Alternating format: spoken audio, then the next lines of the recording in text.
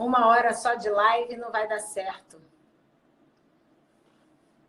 Bruno, anda logo, porque tem milhares de perguntas.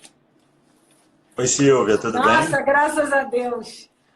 Como é que você tá? Eu estou um pouco traumatizada, né, com o negócio de ontem. E eu fiquei com tanto medo que eu tenho uma plataforma no Zoom também, que eu estou ao mesmo tempo fazendo no Zoom e fazendo aqui. As pessoas no Zoom, a gente tá com 4 pessoas no Zoom e 26 aqui, 30 pessoas aí, vai aumentando. Porque fiquei traumatizada, caso não desse certo, a gente vai pro Zoom. Eu tenho uma teoria, eu acho que ontem que derrubou a gente foi nosso presidente. Porque no horário da live não tinha nenhuma live. Pois é. É verdade. Não tinha mesmo, e só começou, eu acho que 10 horas só que liberaram a live. Mas vamos lá, Bruno. Primeiro, obrigado, né? Muito obrigada. Muito obrigada. Eu que agradeço. Eu tenho milhares de perguntas, milhares. Então, o que a gente pode fazer? Eu queria que primeiro você se apresentasse, né, para todo mundo que está ouvindo a gente, rapidamente. E eu vou fazer, eu enumerei 5 perguntinhas, tá? E você vai discorrendo sobre essas perguntas e tem uma equipe de apoio minha que está anotando as perguntas que tiverem aqui para a gente não ficar interrompendo durante o segmento. Aí no final a gente deixa 5 minutos, 10 minutos. Se o pessoal tiver alguma pergunta que você não tenha discorrido sobre, ou algumas dúvidas, se der tempo, você responde. Se não, a gente responde depois no WhatsApp da clínica, a gente vê como vai fazer, tá? Então, primeiro você se apresentar para todo mundo, para agradecer, graças a Deus, pode falar. Aí. Eu sou Bruno Scarpellini, sou médico, infectologista e epidemiologista. Vai ser um prazer aqui estar hoje com vocês aqui. Então, Bruno, Val, Taninha, entra lá no Insta que está funcionando, que aí é melhor para vocês assistirem, porque aí vocês não vão conseguir ver o Bruno.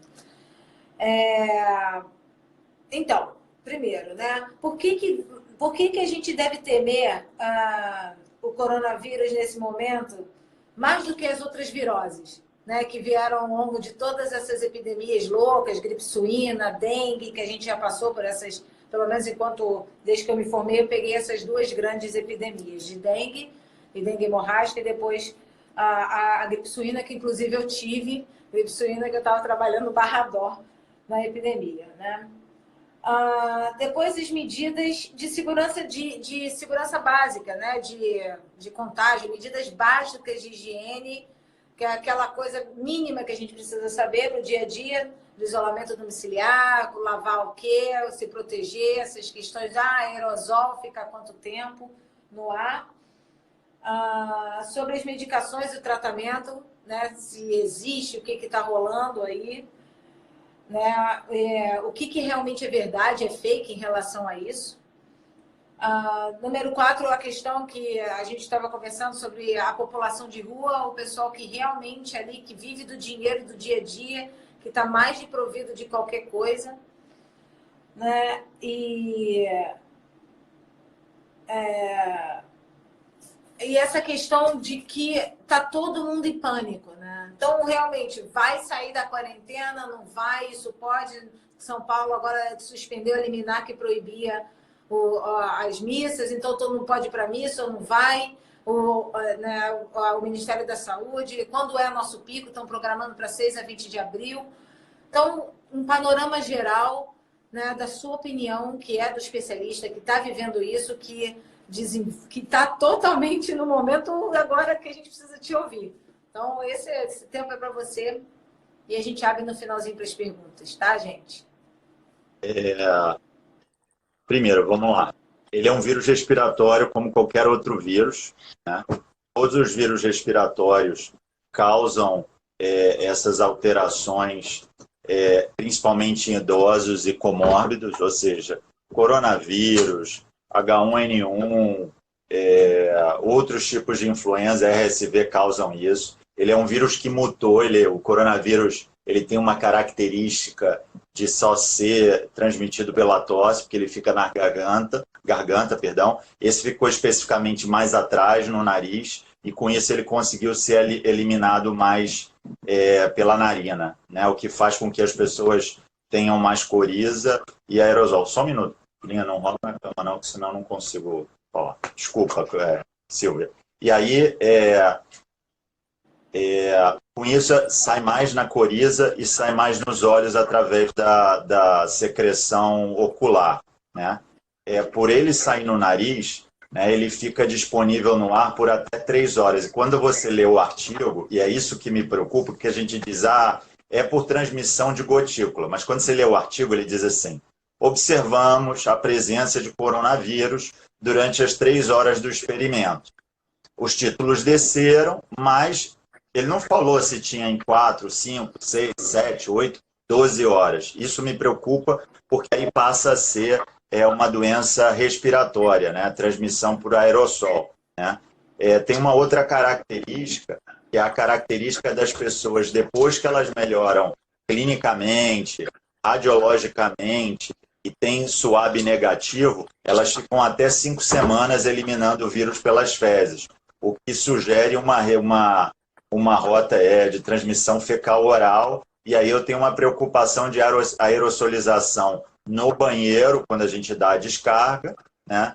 E em comunidades, que aí vira igual a leptospirose. Tem lá, está viável, choveu, a gente entra em contato, bau, né? Igual a hepatite A.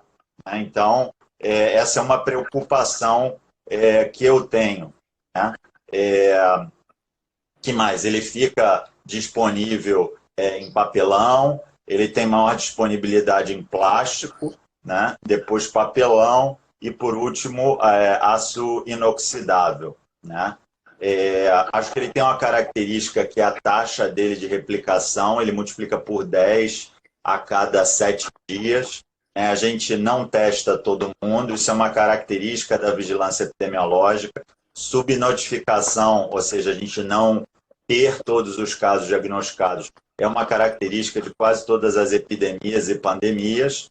Né? Mas aí, ao mesmo tempo, isso dificulta em estratégias de tomada de decisão pelo governo, né? E por nós também, né? Atores da saúde. Né? Então, isso impacta um pouco. Né? Acho a questão da virulência, essa loucura, né? Por que o mundo está tão preocupado se a gente teve, por exemplo, a dengue ou a gripe suína? Né? Então, eu acho que tem uma diferença que, assim, a dengue, nem toda dengue evolui para gravidade. Né? E a gente dominou bem isso ao longo de vários anos, né? De várias epidemias. A gripe, né, independente se ela é influenza pandêmico ou não pandêmico, né, ou seja, H1N1 ou outro tipo de influenza, sei lá, H3N2, você tinha um tratamento, tinha um protocolo bem estabelecido e você tinha uma plataforma de vacinação. Então, isso dava um certo conforto para as pessoas. Né? Aqui a gente não tem nada. Né? E é isso que causa o pânico. E eu me lembro daquela época que a gente se falou lá no Réveillon, que a gente estava, por acaso, na mesma cidade, semanas depois de eu estar sentado ali na praia, com a minha família, com um colega médico, dizendo para ele assim, cara, isso vai chegar aqui. Ele, você tá louco, cara. Você tá vendo filme demais aqui nas férias. Você bebeu, não bebeu, cara. Bebe aqui uma cerveja, né? E eu falei, não, cara, vai chegar. Começa a se preparar, negão. E acabou acontecendo, né?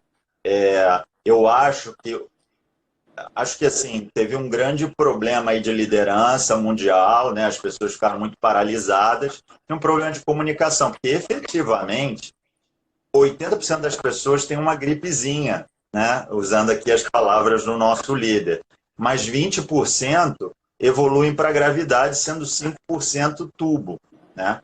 E existem algumas apresentações que são atípicas. Tem uma colega médica nossa que teve uma apresentação atípica com racha, né?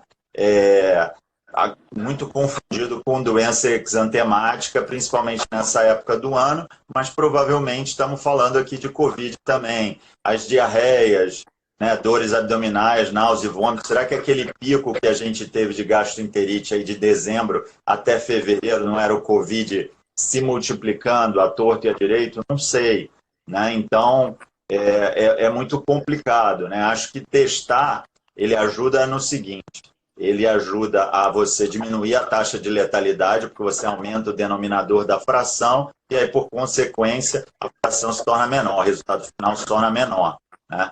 Ele te permite você tomar a decisão, porque aí você consegue dizer, 80% da população realmente não são graves, 20% vai ficar grave, e aí você precisa da gestão, né? E ajuda também, uma vez que a gente tenha provado que tem imunidade permanente, que ninguém provou isso até agora, tá? As pessoas, existem casos de reinfecções, né?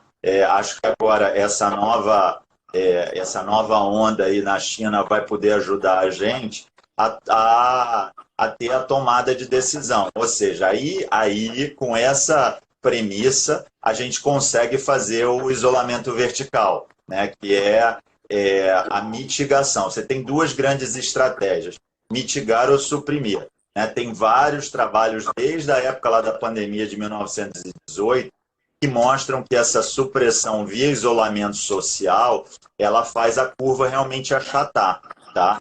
Existem comparações lá de 1918 entre dois estados americanos, que um adotou mitigação e outro adotou isolamento social, né? Um estudo recente aí dos epidemiologistas do Colégio Imperial de Londres mostraram que realmente a estratégia de supressão parece ser a mais efetiva e provavelmente o que vai acontecer é quase que um treino de inclinação numa esteira. Então, assim, se aumenta a supressão, né? A curva está alta, está muito inclinada. Aí você adota uma estratégia de supressão. Aí ela desinclina e aí quando ela volta, aí você afrouxa. Aí você faz mitigação, isolamento vertical, né? E aí ela volta depois a inclinar, a ter maior número de casos, e aí você vai trocando essas estratégias até você ter uma vacina. No dia que a gente tiver um tratamento efetivo, né, a gente pode fazer testagem em massa, fazer teste e tratar, né, que aí com isso você diminui a carga viral circulante numa comunidade, com isso você diminui a transmissão, igual HIV, né? Ou se, por exemplo, a hidroxicloroquina se mostrar efetiva, por exemplo, em profilaxia, a gente pode usar em profissional de saúde, né? Então, ter essa resposta da imunidade permanente ajuda até na estratégia do isolamento social, ajuda a gente a usar pulseiras de identificação, eu já tive, né? Ajuda a cuidar dos idosos e das crianças. Sobre o tratamento da hidroxicloroquina, né? O estudo é pequeno, é um estudo de 20 pessoas, tá? Eles usaram como controle as pessoas que eles recrutaram para o estudo e que tinham algum critério de exclusão ou não queriam participar, ou seja, era um controle dos pacientes originais. Aí, em 6 pacientes, eles usaram azitromicina e a resposta foi muito boa. Então, eu acho promissor. Eu sei que está sendo usado em off-label, né? E eu acho, Silvia, que tem resultados promissores. Sobre estratégias, né? Acho que lavar bem as mãos, né, com 20 segundos, lavar em cima, embaixo, entre os dedos, ponta, e aqui narina. Narina, né? O que eu tenho feito, por exemplo, é assim, vou sair, sei lá, tenho que sair para comprar alguma coisa, eu tenho que sair para receber. Quando eu chego em casa, eu criei uma zona suja, e aí eu boto o sapato, às vezes eu deixo o sapato até mesmo no corredor, né? Tiro toda a minha roupa ali, desinfecto os periféricos, tipo relógio, celular e outras coisas mais. Faço aquela técnica de hospital, né? Fico com a mão assim para não tocar em nada.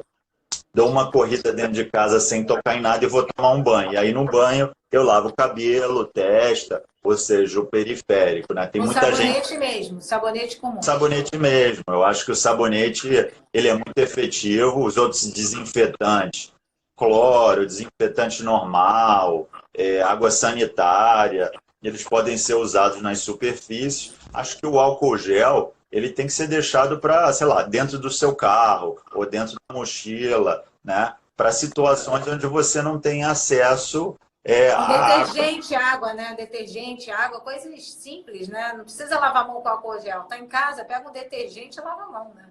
Exatamente, exatamente. E acho que quando tu se espirrar, fazer assim, ter esse distanciamento social, é, num colégio aqui na Barra, os pais foram chamados para irem no colégio buscar os livros, né? Só que eles não planejaram. E aí se juntaram todos os pais na porta ao mesmo tempo, aglomerado, para buscar os livros. Eu não vou falar mais qual é o colégio, mas assim, para mim isso é um absurdo, né? Enfim, enquanto a gente não tiver a prova cabal de que a gente não precisa fazer o isolamento social completo, né, a gente tem que fazer isso. Estados, por exemplo, nos Estados Unidos, que adotaram o isolamento social, Califórnia, o estado de Washington, onde fica Seattle, eles conseguiram reduzir bem a curva, né?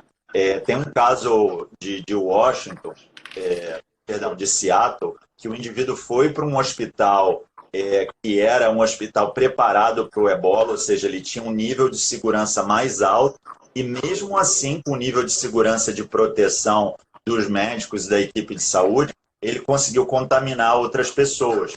Então, isso só prova como a gente tem mais incertezas do que certezas, né? E eu sou a favor da supressão, mas, enfim. Ô, Bruno, tá, o nosso. Assim, eu estou perguntando mesmo porque eu quero saber, né? Assim, o nosso pico está realmente programado dentro das estatísticas, dos físicos, que a galera tem estudado, que a gente tem discutido nos grupos. Né? Eu, por exemplo, tenho 5 grupos de médico, então é difícil de acompanhar. Procuro acompanhar o grupo que eu sou vice-presidente lá do CBMEV, eu tenho que acompanhar o grupo que eu controlo. Mas é verdade, o nosso pico está previsto para 6 a 20 de abril, é isso mesmo? Então, essa informação não existe escrita em lugar nenhum. Pois é, eu recebi Eu uma acho que eu tenho quase certeza que esses foram os russos que implantaram no Brasil, tá? Porque essa informação, e é engraçado que você usa, as pessoas têm usado o gráfico que foi uma projeção do JP Morgan, mas quando você vai ler o material do JP Morgan, isso não está escrito em nenhum lugar do material, aliás, não está escrito em lugar nenhum, né? Não está escrito em projeções feitas pelo pessoal da PUC, não está em projeções feitas pelo pessoal de São Paulo, né? O pico vai depender de quanto que as pessoas se isolarem, porque o maior problema é que tem transmissão assintomática. Tem casos em médicos que participaram de congressos recentes, onde tinha um indivíduo assintomático e ele transmitiu para colegas médicos. Em Boston, tem 83 casos associados a um cara que estava assintomático numa reunião de uma empresa, né? Então, assim, para mim, de novo, o problema não é clínico, é um problema epidemiológico, né, que é um problema de transmissão entre pessoas, né, por tudo isso que eu falei, cada pessoa infecta de 2 a 3, e aí com isso você faz com que se reproduza. Aí você tem quase uma estrutura em V, onde você tem uma fábrica de vírus na parte assintomática, aí a pessoa fica doente e depois ela fica boa, mas você tem uma outra liberação aqui, nesse outro lado do V, que é a liberação pelas fezes, né? Os testes, ok, eles resolvem o problema? Resolvem, mas eles não são uma maravilha, né? Mesmo os sorológicos, beleza, testei você, Silvia, você foi IgG. Ok, você já entrou em contato com o vírus. Mas e aí, será que isso significa imunidade permanente? Não sei. Então é difícil você inferir qualquer conclusão. Você vê que mesmo em sarampo, as pessoas que se vacinavam e por consequência tinham IgG positiva, dependendo do número de doses, poderiam ter sarampo na fase adulta ou não. E aqui a gente tem essa influência, né? Outros cuidados que a gente tem que ter, Silvia, que eu esqueci de falar. Não espirrar assim, assim que assoar o nariz, jogar direto num lixo duplo, lavar a mão, né? Lavar bastante pratos, copos e talheres, né? Se tiver usando máscara, quem tem indicação de usar máscara é o paciente, é o doente, né? trocar a máscara a cada 4, 6 horas, ou quando a máscara estiver úmida. Tá? Usar o mesmo procedimento, jogar num local, num bicho duplo, e lavar a mão. Ficar com as janelas abertas. Outra estratégia que tem, quero ficar na minha casa. Ok, você mantém 2 metros de distância para outra pessoa, e aí você pode, nesse lado, por exemplo, botar uma janela, e nesse outro lado botar um ventilador, de tal maneira que você mantenha um fluxo de ar constante, né? Igual a gente faz, às vezes, em ambulatório de tuberculose. Né? Então, essa é uma outra estratégia que você pode adotar à mão. Né? E assim, Bruno, as pessoas, porque as pessoas querem saber, assim, uma coisa que as coisas não têm resposta realmente, né? O que eu posso fazer, quando posso fazer. Mas o confinamento, principalmente as pessoas que vivem em apartamento, né? Que não dá para ficar 2, 3 meses dentro de um apartamento, é impossível, até insano. Como fazer, por exemplo, tem uma paciente me perguntando, eu sou diabética, mais de 60 anos, eu não posso sair de casa. Pelo menos, como seria uma estratégia inteligente, consciente, com uma saúde coletiva, né, com uma consciência coletiva, de poder sair de casa para tomar um sol meia hora, ou uma vez por semana dar uma volta em algum lugar, poder andar, porque tem gente que realmente mora em apartamentos de 40 metros quadrados, 50 metros quadrados. Como andar pelo corredor, mas pegar um sol, pelo menos fazer essa questão da cronobiologia, de ter contato com a luz natural, como fazer isso de uma forma, né, consciente? Eu acho que, assim, sobre o aspecto de cronobiologia e vitamina D, 15 minutos no dorso da mão já fazem conversão de vitamina D. Né? Então, assim, abre a janela, faz que nem a gente fazia antigamente no carro, né? Bota o braço para fora, é o que tem para hoje. Né? A Sociedade de Medicina Desportiva, ela não autorizou que as pessoas saíssem para fazer exercício ao ar livre. Tá? Eu tenho feito em casa, tenho corrido que nem um maluco de um lado para o outro na sala, feito polichinelo. É bacana, a contrapartida é bacana que a minha filha tem se exercitado comigo, né? Então a gente tem feito muito funcional em casa, mas eu concordo com você. Por exemplo, a Inglaterra, ela tem feito algumas estratégias que eu acho que são interessantes, né? De as pessoas correrem, né? Dos idosos tomarem sol uma vez por semana. Na Itália eu tenho alguns amigos que comentaram isso, que quando eles liberaram, todo mundo resolveu virar maratonista, porque as pessoas queriam matar o tempo, né? E aí tem a ver com comportamento humano, é saber assim, eu preciso fazer meia hora, pelo menos, de atividade física por dia. Então eu vou, faço meia hora e volto para que alguém possa ir também. Né? Aí é o senso de comunidade. Né? E eu acho que é um grande treinamento mental, sabe, Silvio? Minha filha começou a falar algumas coisas, eu falei, cara, pula a corda, vai estudar. Ela agora, hoje, começou a estudar coreano do Duolingo, né? Então, o que é? Não foi influência minha, nem de ninguém. Então, assim, vai ver A Vida é Bela, que eu acho que é um filme interessantíssimo de você mudar a visão do copo meio cheio, meio vazio, ou seja, como é que você pode ver o problema. É interessante que todo mundo reclama que queria ficar em casa, queria estudar, queria passar mais tempo com a família. Maratona Netflix, né? Maratona Netflix. Queria blá, blá, blá, blá, blá, blá, blá, blá, blá. Mas na hora que você tem isso, as pessoas não sabem aproveitar. Né? Eu há muito tempo, né, uma vez eu estava estudando e trabalhando ao mesmo tempo, e aí nos intervalos eu sentava para tomar café na hora do almoço e me sentia um vagabundo, né, porque eu tinha que esperar. E aí meu sogro me falou, cara, aproveita, você não sabe nunca mais quando você vai ter isso na vida. Então acho que aqui o momento é esse, né? Lavar roupa, Silvia, que é uma dúvida que as pessoas têm. Gente, é pegar no saco, toma o seu banho, se veste de roupa nova, pega o saco, enfia direto num lugar, numa água e sabão, depois pega aquela água e sabão, bate na máquina com água, sabão desinfetante, ou seja, tira aquela roupa de molho, acabou de mexer na roupa, lava a mão de novo. Né? Consultório de dermatologia vai ficar cheio depois, né? Porque vai estar todo mundo com pele ressecada de tanto lavar a mão. Querendo tratar. E assim, tem uma pessoa perguntando, então as pessoas que não estão no grupo de risco já podem sair para trabalhar a partir da segunda-feira? Não, né? Como é que Não, vai ficar aí essa vai ser questão? Todo festa, mundo em né? casa até não sabe-se quando. Então, eu acho que as próximas 2 semanas vão ser decisivas. Por exemplo, antes de eu entrar na live, eu li uma tirinha da Bloomberg, né, a agência de notícias americana, falando que a hidroxicloroquina num trial lá não se mostrou melhor do que não faz medida nenhuma, ou seja, você só dá medida de suporte. Eu ainda não li a matéria, não vi os dados, não sei absolutamente nada, tá?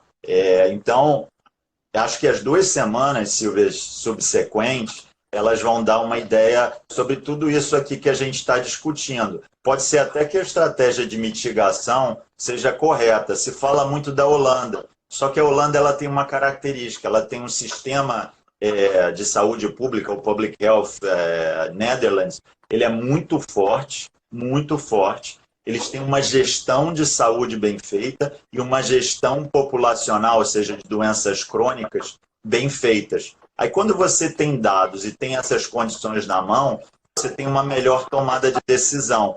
Né? O pessoal de militar usa uma sigla chamada ODA, que é observar, orientar, decidir e agir. Né? E a decisão que eu tomei hoje, agora à noite, ela pode ser diferente amanhã de manhã devido ao cenário, devido à perspectiva do stakeholder. Né? As pessoas têm debatido esse tema assim, calorosamente. Né? Ontem eu escrevi um artigo com isso que eu já não aguentava mais falar sobre isso, para que as pessoas digam assim, ó, essa é a verdade de um lado, essa é a verdade do outro. Cara, você decide a sua opinião, não tem certo ou errado. Né? Eu acho só que o dano que a gente pode estar se falando, criança não tem doença, né? Não, criança tem doença. Tem dados na China mostrando que as crianças também ficaram mal. Né? E se a gente aumenta a taxa de mortalidade infantil, a gente depois não vai ter problema no futuro. Né? Quanto tempo de confinamento? Né? A gente tem recomendado 14 dias, Silvia, mas isso é baseado em tempo de incubação. Se eu digo para você que o vírus pode ser eliminado por 5 semanas além desse tempo, teoricamente são 2 meses que a pessoa tem que ficar em casa. Eu vejo, na melhor das hipóteses, ou seja, se nada aparecer de melhor, né, eu acho que a intervenção foi precoce no Brasil. Acho que a gente errou, aí é opinião minha, acho que a gente devia ter cancelado o carnaval. Né? Cancelou o carnaval para julho, carnaval fora de época, e aí a gente ficava num confinamento pré. Né? E aí a gente garantia contenção. Né? Mas aconteceu, não tem como voltar atrás, né? E eu acho que a gente fica até junho, na pior das hipóteses até setembro, mas a velocidade com que os estudos têm saído é muito alta. Então eu acredito que talvez a gente consiga não só declinar essa curva, mas ter estratégia de testar e tratar, ou ter garantia de imunização permanente, aí a gente testa e separa quem teve do quem não teve. Eu acho que as próximas 2, 3 semanas vão ser muito decisivas. Você falou isso que eu ia até perguntar agora sobre a questão em comparação com outros países. Porque o brasileiro é muito espírito de porco, né? A gente gosta de ficar criticando a gente mesmo. A gente, assim, está igual à Itália? A gente está nessa questão que o Brasil está igual à Itália. Nós estamos uma coisa horrível, não fizemos a nossa parte. E a gente fica com esse peso da culpa, né? Desculpa te interromper, Silvio. É que assim, ó, tudo depende da inclinação da curva. Não tem que ajustar por densidade populacional, é um princípio básico da epidemiologia. A epidemiologia considera 3 elementos: pessoa, tempo e lugar. E se você olhar nos gráficos, ele tem pessoa, tempo e lugar. Tem alguns gráficos que eles usam log. Quando você usa log numa curva, ela tende a dar uma normalizada, ela tende a dar uma baixada. O gráfico de contagem real, ele mostra uma curva inclinada. Né? Inclinada pior do que a da China e do que a Itália. Só que eu acho que a gente fez uma intervenção precoce. Né? Então, isso talvez faça com que a inclinação seja mais rápida. Né? E aí eu acho que tem uma questão de gerenciamento. Eu acho que existem inúmeras estratégias também, Silvia, principalmente com a história da telemedicina, né, e triagem através de aplicativos, para você separar de quem é síndrome gripal leve para síndrome gripal grave. Né? Com isso, você consegue fazer uma gestão da oferta e da demanda do hospital. Eu criei com outro colega médico um aplicativo chamado, não é nem um aplicativo, ele é um site chamado testedocorona.com.br. Né? E ele, além de fazer isso, ele dá algumas dessas dicas que eu falei aqui para vocês, isolamento social, né? Ele acompanha você todo dia, até dispara se você precisa fazer um telemonitoramento ou não, ou se você realmente precisa ir para o hospital. Né? Eu acho que a gente tem adotado soluções, né? O pessoal tem usado muita impressão 3D para ventilador mecânico, para equipamento de proteção do hospital. Eu tenho gostado muito dessa parte aí de inovação. Você pode compartilhar depois comigo para eu poder compartilhar com os pacientes que estão ouvindo, né? O teste, essa triagem do seu teste que você criou. Se chama testedocorona.com.br. Eu acho que eu já fiz para ver se a quarentena não zera, tá, gente? Quando a gente sai. Cuidados com o grupo de risco. Eu estou dando uma rolada aqui na página. Não, tem uma pessoa perguntando aqui também, eu parei na pergunta, a pessoa falou, quer dizer que a gente não pode mais beijar os familiares, nem namorar, nem nada? Como é que fica? Não, eu não falei isso. O que tem muita gente adotando de estratégia é assim, ó. A pessoa fica 14 dias ou 21 dias junta, e aí a família inteira sai para um sítio, por exemplo, que aí tem mais espaço. Aí vira um grande Big Brother de famílias, né? Que as pessoas garantem que ninguém tem. Quando a gente sai de casa, a gente não zera, né? Até que se prove o contrário, ninguém pegou nada. Né? Que mais? Grupo de risco não tem que ter outra medida além das medidas tradicionais. Né? Talvez só intensificar as medidas, mas as medidas são iguais. Né? Ácido do estômago mata o vírus? Eu acho que não, né? Porque senão a gente não teria nenhum tipo de reprodução. Da mesma maneira que calor não mata o vírus, tá? Isso então, foi Bruno, olha, eu estou em casa, sei lá, 2 semanas vai fazer, em casa. Nem estou indo no sofá, nem nada. Estou fazendo uma bicicleta, odeio bicicleta ergométrica, estou aqui. E meus pais estão em isolamento também, 15 dias, não saem de casa para nada. A gente pensou em passar o final de semana junto, então não é uma boa ideia. Eu não acho uma boa ideia. Uma casa de campo. Eu acho assim, ou vai todo mundo e fica todo mundo num lugar. Eu acho que assim, essa transição de movimento, de ida e volta, é perigoso. Né? Alguém está perguntando aqui, Silvia, só para eu responder, se febre, todo caso suspeito tem febre. Não, é febre e ou tosse e ou coriza. Né? Então a pessoa pode não ter febre. Tá? Como é que eu sei que eu estou com uma falta de ar grave a tal ponto de eu precisar ir para o hospital? É só você ligar para alguém e ver se você consegue falar no telefone. Se você não conseguir falar no telefone, aí você tem que procurar um hospital. Tá? Estou entrando com sapatos numa bacia de água sanitária, piso no sapato. Quando sair de casa, para mercado, receber delivery, a quarentena zera? Não, a quarentena não zera, não. Não, quando recebe compra de casa, ou vai no mercado. Quando você vai fazer compra, tem que passar paninho com detergente nos sacos das compras? Uma coisa é o seguinte, é o cuidado que você vai ter que ter. Né? Sim, tem que passar paninho. Né? Mas isso não significa que a quarentena zera. Né? Isso não significa que a quarentena zera. Né? Mas você tem que ficar atento. Discurso do presidente eu prefiro não comentar. Eu deixo a critério de vocês avaliarem. Tá? Limpá-las ou jogá-las fora, gente, jogá-las fora. Né? O que eu tenho feito aqui, por exemplo, é quando eu recebo uma encomenda, eu deixo do lado de fora da porta de casa ou eu boto logo nessa zona suja aí e deixo lá 24 horas, 48 horas. Temperatura do ambiente, Bruno. Cara, se isso fosse verdade, Belém não teria casa, né? Nem os casos teriam começado no verão, né? Casos suspeitos na minha família estão com febre. Meu neto está com amidalite, febre e tosse. Começou com secreção. Sou paciente de risco. Começo hoje nova quarentena? Como é que é, repete?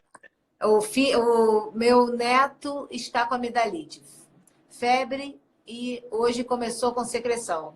Sou paciente de risco. Começo hoje nova quarentena? Não, não.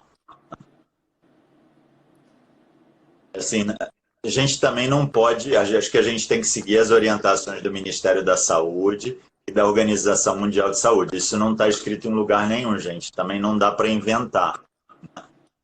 Olha a pergunta aqui, ó. Mas não seria melhor quem não é do grupo de risco pegar logo o vírus? Então, essa é a história da mitigação, né? Se isso for comprovado, né, que é melhor, porque aí você tem a tal da imunidade rebanho. Imunidade rebanho é assim, ó. Você tem um anel que está todo mundo doente. E aí no meio você tem alguém que não é doente. E aí essas pessoas, por terem ficado doentes, é igual vacinação. Você protege a pessoa do meio. Mas a gente só vai conseguir ter essa estratégia se a gente provar que a gente está protegido permanentemente, que a gente só vai pegar a infecção uma vez, né?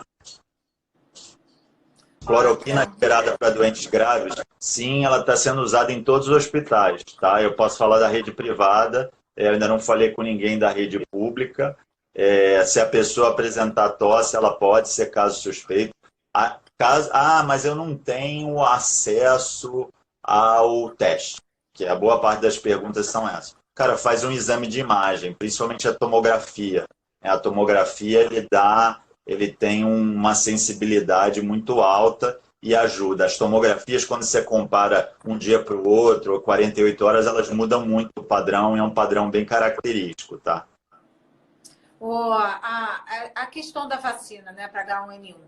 Vacina ou não vacina? Porque as pessoas falam, eu tenho medo de vacinar e ficar doente, de gripe, de influenza, me tornar um grupo mais de risco, né? Os idosos me perguntam. Então, e aí eu não sei se eu vou estar gripe do corona ou vou estar da gripe, as pessoas estão até com pânico disso. Vamos lá. É uma vacina de vírus morto.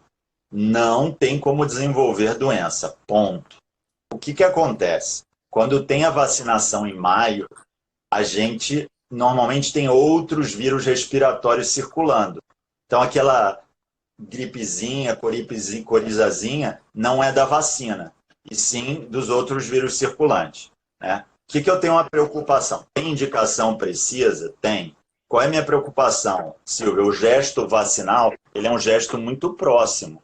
A pessoa fica muito próxima de você, né? Aí você tomou todo esse cuidado, resolveu ir lá no drive-thru do Detran, botou seu bracinho, abriu o negócio. Como é que você vai saber, né? Por isso que eu acho que o isolamento social é uma estratégia interessante, né? Aqui em casa ninguém vacinou, eu tenho pessoas do grupo de risco aqui, né? Ninguém vacinou.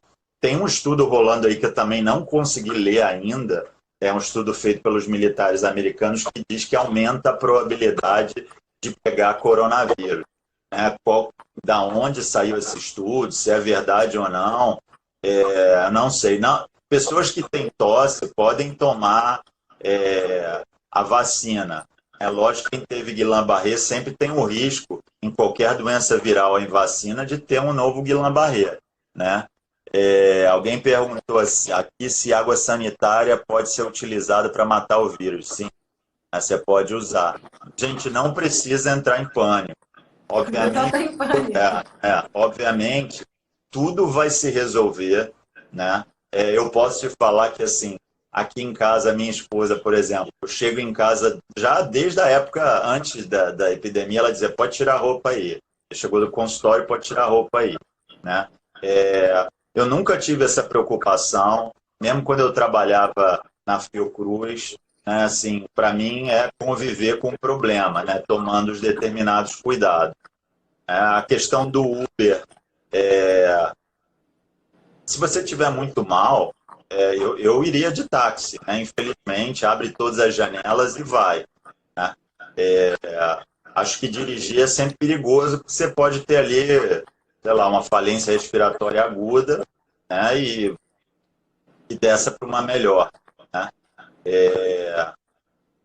De novo, eu acho que as próximas 2, 3 semanas elas vão ser muito decisivas, tá? Se você pensar Nosso conhecimento em uma semana, pô, fez um pico burral, né? E se a gente manter essa velocidade, em 1, 2 semanas a gente já pode ter uma estratégia diferente. Sempre me perguntam sobre vacinas, né? Aqui o desafio é que a gente não tem uma plataforma de vacina que a gente possa fazer uma vacina em larga escala, como é a gripe, né? E aí, na melhor das hipóteses, uma vacina de 12 meses, né? Na pior das hipóteses, 18. Né? E por isso que eu tô te dizendo que o Colégio Imperial de Londres fala em 18 meses, com ondas de contaminação e com ondas de supressão total e isolamento vertical, por causa desse tempo de vacinas, né? Mas vai demorar um tempinho, daqui a pouco tudo isso vai passar. Eu acho que a gente tem que aproveitar, né, para fazer meditação, estudar, ficar com a Só ficar família. ansioso, né? Quer resolver o problema para continuar vivendo a vida que estava vivendo. E eu falo para todo mundo, gente, pode ter uma outra epidemia daqui a 6 meses. A gente não tem o controle da vida. O que aconteceu hoje pode acontecer a todo momento. E eu acho que 87 anos de manhã vacinar em isolamento. Olha, 87 anos vai vacinar amanhã para H1N1. Está em isolamento. Suspende a vacina? não, pode tomar. Eu te falei da tomada de decisão que eu fiz para a minha casa, baseado no meu conhecimento. Isso não significa que todo mundo deve fazer. A indicação é precisa para vacinação de H1N1. Se existe, só para vocês saberem, se existisse um método da vacina chegar voando aqui na minha casa de drone e eu aplicar em todo mundo, eu faria a vacina na minha casa, né? Minha questão é assim, pô, eu estou tendo todo esse trabalho e aí eu vou ter um gesto vacinal tão próximo. Se você tivesse um braço de 2 metros que pudesse aplicar em você, a conversa era outra. Mas ninguém tem um braço de 2 metros, né? Então, eu tomei essa decisão, mas ela existe uma indicação precisa para os idosos e para aqueles no grupo de risco. Faringite aqui, rinite alérgica, não vejo como contraindicação de vacina. Acho que tem que tomar, pelo contrário. Bruno, você falou a questão dos Zona moradores de rural. rua, né? A população mais carente. Então, eu tenho uma preocupação, Silvia, porque assim, eu participava de uma ação social aqui, através do colégio da minha filha. Isso foi interrompido. Essa população já é uma população carente, né? A gente tem relatos aí de moradores de rua que estão perguntando o que está acontecendo, choram, ficam com medo, dizendo que vão morrer, né? E já é uma população marginalizada, né? E eu acho que a gente tem aprendizados de como lidar com o próximo, né? Como lidar em comunidade. O que eu posso fazer caso uma nova pandemia dessa aconteça daqui a 10 anos? Quais são os planejamentos pessoais para minha empresa, profissionais que eu preciso ter? É um grande aprendizado para todo mundo, né? As questões econômicas, de novo, se a gente tivesse se preparado, né, não vou entrar em discussões políticas aqui, mas se a gente não tivesse gastado tanto a nível público, na nossa vida pessoal também, agora a gente encararia com mais tranquilidade. Uma consciência, viver de forma mais consciente, mais devagar, desacelerar, que eu acho que é a grande aprendizado da gente realmente entender que tem que ressignificar alguma coisa, de restaurar a nossa naturalidade e aprender mais a apreciar a vida do que ficar pegado, né? Assim, eu tenho uma dúvida, eu tenho alguns diaristas que trabalham, né, na minha casa, faxineiro, piscineiro, que só recebem o dinheiro do sustento quando trabalham. Essas pessoas, qual a orientação? Porque às vezes a gente fala, olha, o mundo, né, a gente tem orientação que não pode, é isolamento, pode deixar que essa semana eu vou fazer a faxina na minha casa, por favor, me deixa trabalhar, eu tenho que ganhar meu dinheiro, senão não tem como pagar as contas.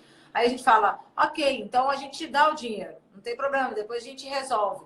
Aí a pessoa está fazendo faxina na casa de alguém que resolveu não seguir a quarentena e tal. A orientação para essas pessoas, eu sei que assim, você é um excelente infectologista, epidemiologista, mas a questão da saúde integral do indivíduo, né? As pessoas, por exemplo, a minha geração, né? X, a sua, os Y, não passaram por isso, né?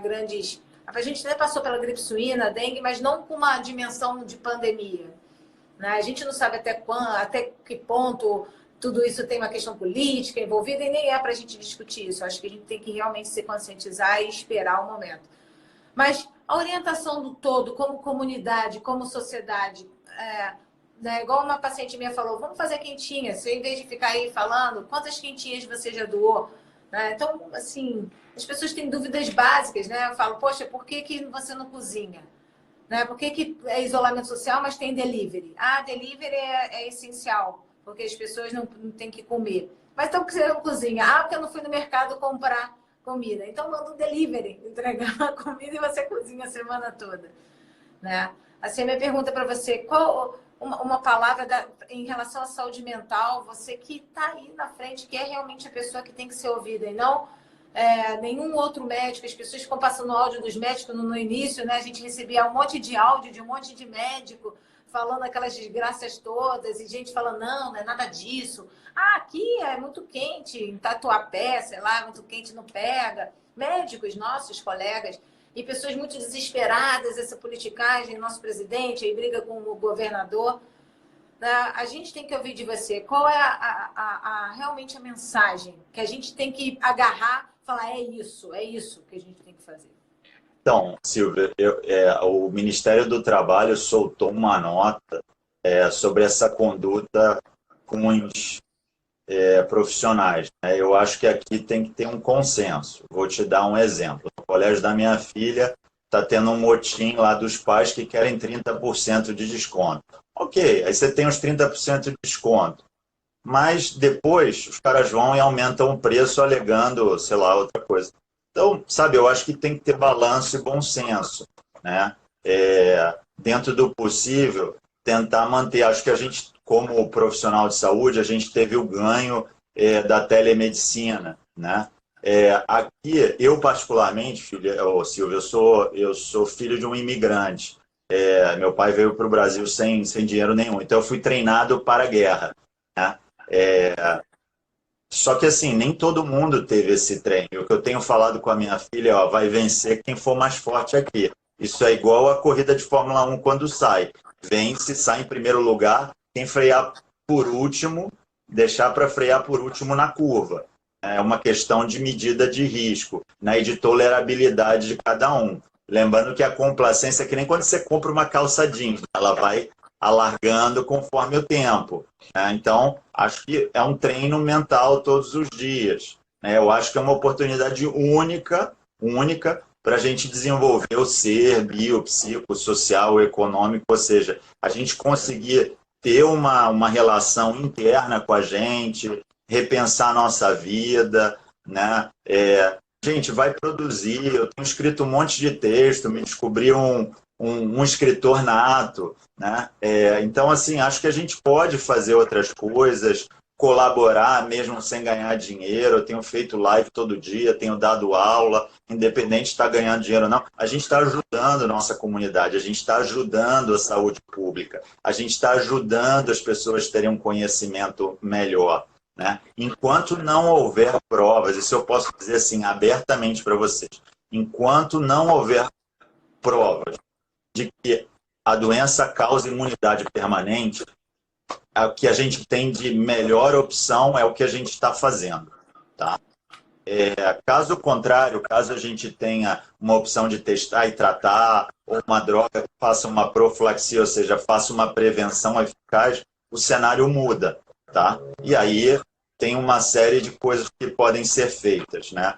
O Bill Gates tem um áudio que ele soltou aí, dizendo que em épocas de pandemia, as decisões econômicas não têm um meio termo, é tudo ou nada, né? É quase que um jogo de pôquer, né? Ou você faz um all-in, que você joga lá com um par de dois para blefar, né? Ou você sai fora da mesa e diz, não quero jogar nessa rodada. Então, acho que é isso, acho que a gente tem que fazer um trabalho. Tem um monte de coisa aí com livro de graça. Pô, gente, começa a ler, a gente perdeu o hábito de ler, né? Começa a pensar o que você pode fazer depois. Vê se não tem um curso que você pode fazer com o tempo livre que você tem hoje em dia, né? Se aperfeiçoar, pegar um Duolingo da vida, que nem minha filha está fazendo lá curso de coreano, né? Então, assim, a gente tem um monte de oportunidade, a gente tem a ferramenta que a gente sempre quis na mão, mas a gente não está sabendo usar, né? E ter controle da ansiedade, ter controle da depressão e tentar ver isso da melhor maneira. Eu outro dia acordei aqui 5 horas da manhã, porque a gente está dormindo de janela aberta, por causa do barulho, eu acordei e vi o nascer do sol. Então, em vez de eu voltar para a cama, eu fiquei vendo o nascer do sol. Falei, cara, quando que eu ia ter essa oportunidade? E voltei para deitar super feliz, dormir mais um pouco. Acho que assim, a gente tem que ver, por isso que eu falei, gente, vejam A Vida é Bela, que eu acho que dá uma boa ideia da maneira como a gente tem que ter a percepção nesse momento. Eu falei com as pessoas, eu falo com as pessoas, o que são 15, 30, 60 dias de uma vida toda? De uma vida toda, né? Se você pegar um bloco de 60 dias e tirar de 40 anos, 50 anos, não é nada. Às vezes você tira férias de 30 dias, você programa suas férias e sai 30 dias. Então, acho que exatamente a palavra de se reinventar, ressignificar. Tem uma paciente minha que está assistindo a live, a gente fez mais cedo, a gente estava na minha aula que eu tenho semanal com eles, e ela está falando que ela está adorando ficar no apartamento sozinha, se reinventando.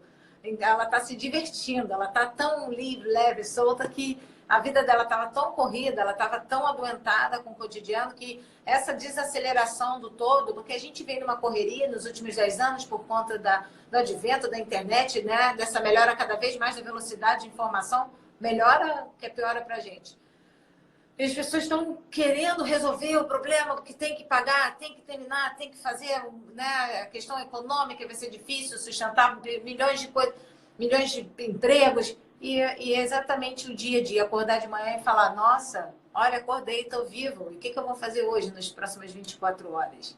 Né? Se adaptar ao ambiente. Né? Quem melhor se adapta, quem melhor treina o seu sistema nervoso autônomo, já protege o seu sistema imune. Né? Já começa por aí.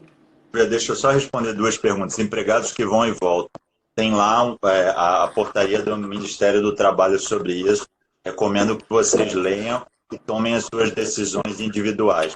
O ibuprofeno, gente, isso já caiu por terra, a OMS já desmentiu, e o artigo que fala sobre isso falava assim, existe uma hipótese não é igual a associação, e depois que você tem uma associação, por exemplo, entre cigarro e câncer de pulmão, não necessariamente você tem causalidade, ou seja, relação de causa e efeito. Aqui era uma associação e eles já liberaram o uso de anti-inflamatório, tá, gente?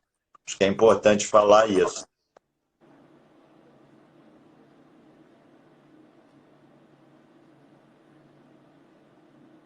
Assim, Silvio, eu acho que depois tem uma grande lição, que é a gente manter sempre o calendário vacinal atualizado no adulto, né? Gerenciar melhor nossas doenças que a gente tem, gerenciar melhor nosso peso, fazer atividade física regular, né? Dormir melhor, comer mais frutas, verduras, legumes, né? Mais consumos de feijão, arroz. Né? Eu acho que a gente tem uma oportunidade única aqui de, como você disse, se reinventar. Né? E uma oportunidade também de a gente aprender a viver em comunidade e ajudar o próximo. Né? Então, essa mensagem que eu gostaria de passar para vocês. Tá? Eu sei que, por exemplo, minha secretária está aqui na live. Beijo para você, estou com saudade de vocês. Né? Se cuida, aproveita. E, gente, tudo isso vai passar. Fica calmo. Tudo isso vai passar. E pode ser que passe daqui a 1 semana, daqui a 2 semanas. Isso é que nem maratona. A maratona você não começa a correr fazendo assim, ai meu Deus, eu vou ter que correr 42 quilômetros. Você diz assim, não, vou correr 1, aí vou correr 5, aí eu vou para o 10, aí eu vou chegar no 15, vou reavaliar. E assim você vai. Então, faz processos de reavaliação a cada 1 semana e toca o barco, cara. Esquece do resto. E procurar ouvir sempre as fontes confiáveis, né? parar com o sensacionalismo. Eu falo para as pessoas, eu até sempre peço desculpa pelo termo cagador de regra, né? Aquela pessoa que vem e tá, faz isso, olha, quem falou, fica passando um monte de vídeo, um monte de informação, um monte de áudio, onde você não vai poder fazer nada além de continuar tendo a higiene pessoal, isolamento domiciliar. Eu não gosto de falar isolamento social, eu gosto de falar isolamento domiciliar, porque socializar a gente pode falar no Zoom, na internet, no FaceTime, sei lá, pela janela, com a outra pessoa. Amigos meus que o sextou, né? O pessoal está se reunindo, cada um na sua casa, abre um vinho, bate um papo, tem uma turma que fez clube de livro, então eles se reúnem durante 2 horas. Ó, que livro você está lendo? Conta aí para mim, eu conto para você. E assim vai, Silvio. Eu acho que a gente tem que aproveitar esse momento, sabe? Bater papo. Eu acho que eu nunca falei tanto com a minha mãe na minha vida, né? Minha mãe está isolada. Fazer pegar os limões e fazer uma limonada, né? Tá na hora da gente aprender, como meus pacientes já sabem, fazer o let it go, virar frozen, né? E andar para frente, não tem o que fazer. Ô, Bruno, eu quero te agradecer, a gente só tem 2 minutos, então antes, porque o pessoal está fazendo 1000 perguntas aqui, eu só quero te agradecer por você ter disponibilizado seu tempo. Imagino que sua vida deve estar completamente maluca. O dia inteiro lendo, o dia inteiro respondendo, o dia inteiro fazendo live. E agradecer mais uma vez pelo problema de ontem, que você conseguiu estar hoje aqui com a gente. Muito, muito, muito obrigada por você ser o profissional que você é, pela atenção que você dá, pela consciência e maturidade, e principalmente pela honestidade de ser, né? Que falta muito entre os nossos colegas e entre os seres humanos. Eu acho que essa é uma lição que o mundo está querendo. Eu acho que alguma coisa lá em cima foi reorganizada e para falar para a gente, olha, o mais importante hoje é ser. Seja realmente honesto, coloque de verdade o que é importante, priorize os valores que a gente está deixando para trás em prol de outras coisas que a gente corre atrás de uma coisa que a gente nem sabe. Então, eu vejo isso tudo no profissional que você é, pelas conversas que a gente vem tendo nos últimos meses, e tudo que a gente pode agregar para a gente ressignificar, dar ferramentas para os nossos pacientes ressignificarem suas vidas na naturalidade da nossa espécie, para se proteger, né? Porque pode ser a primeira de muitas, ou podemos nunca mais ter e aprender as lições. Tá? Muito obrigada. De nada, eu queria agradecer a você. Eu vou dar um exemplo. Sócrates, jogador, Sócrates, ele era médico, mas ele virou jogador. Ele decidiu seguir a carreira de jogador. Tá? Então, acho que fica aqui uma oportunidade, né? Eu também estou passando problemas, tenho população de risco na minha casa, minha mãe está fora do país, isolada, não consegue vir, minha irmã também, a população de risco está num outro estado, né? Também tenho meus problemas, sou humano, né? Não sou só um médico, fui calculista. Já chorei há uma semana atrás, porque eu falei, nossa, eu tenho todo o conhecimento, mas eu não consegui fazer nada para interromper, né? E via o pessoal sofrendo, né? Também sou um ser cristão, então assim, é muito difícil viver esse momento, mas a gente precisa ter força aqui, né? E acreditar que as coisas vão mudar, a gente tentar ser honesto um com o outro, né? E, de novo, queria te agradecer pela oportunidade.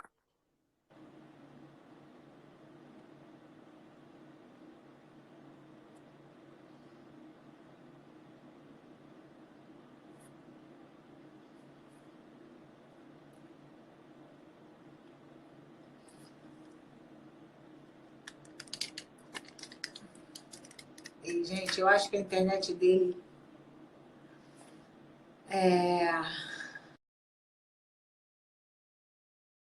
acabou o tempo.